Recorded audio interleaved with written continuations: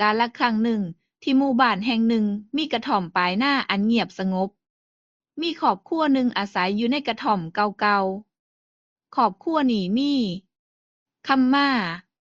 ผู้เป็นพ่อคำทองผู้เป็นแม่และลูกสาวอายุ20 ปีชื่อว่าคำแก้วแม่ครอบครัวสิยากจนแต่ก็อบอุ่นด้วยความรักความขยันและความซื่อสัตย์ทุกเช้าคำแก้วสิตื่นขึ้นช่วยพ่อแม่หุงหาอาหารแล้วออกไปดำนาเกี่ยวข้าวกับพ่อแม่ แม่คำทองมักพูดกับลูกเสมอว่า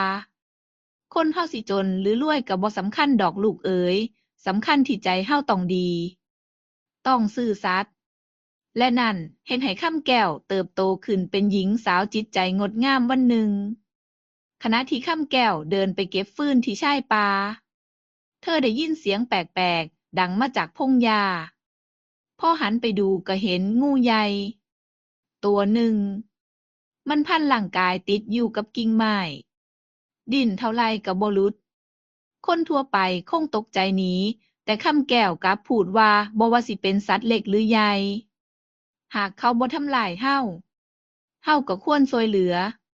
เธอจึงค่อยๆใส่ไม้ยกกิ่งไม้ออกงูค่อยๆคายพันโตแล้วเลื่อยออกมามันเลื่อยวนรอบโตคำแก้วหนึ่งรอบราวกับเป็นการขอบคุณก่อนเลื่อยหายเข้าไปในป่า สายมื้อผ่านไปครอบครัวค่ำแก้วกำลังซอยกันเกี่ยวข้าวกลางทุ่งจู่ๆงูใหญ่โตเดิมก็เลื้อยเข้ามาใกล้ทุกคนตกใจ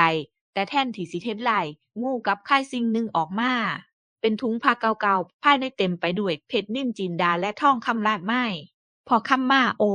นี่คงเป็นผลบุญที่เจ้าค่ำแก้วซอยงูมื้อนั้นเป็นแน่แท้ครอบครัวจึงได้สมบัติมหาศาลแต่พวกเขาบ่ได้ลงละเริงกับใช้ชีวิตอย่างพอเพียง ซ่อมแซมกระท่อมให้มั่นคงแบ่งเงินทองไปช่วยเหลือชาวบ้านและยังสร้างศาลาให้วัดประจำหมู่บ้านบ่นานนักชื่อเสียงของคำแก้วและครอบครัวก็เลื่องลือไปทั่วทั้งอำเภอผู้คนต่างพูดเป็นเสียงเดียวกันว่านี่แหละครอบครัวผู้มีน้ำใจและความดีนิทานเรื่องนี้สอนให้รู้ว่าความดีแม้เพียงเล็กน้อยต้องก่อให้เกิดสิ่งใหญ่หลวงการบ่เบียดเบียนและช่วยเหลือผู้อื่นคือคุณธรรมที่นำพาความสุขมา ความร่ำรวยที่แท้จริงคือการใส่ทรัพย์อย่างมีประโยชน์และแบ่งปันเพื่อผู้อื่นนี่คือเรื่องราวของความดีของคำแก้ว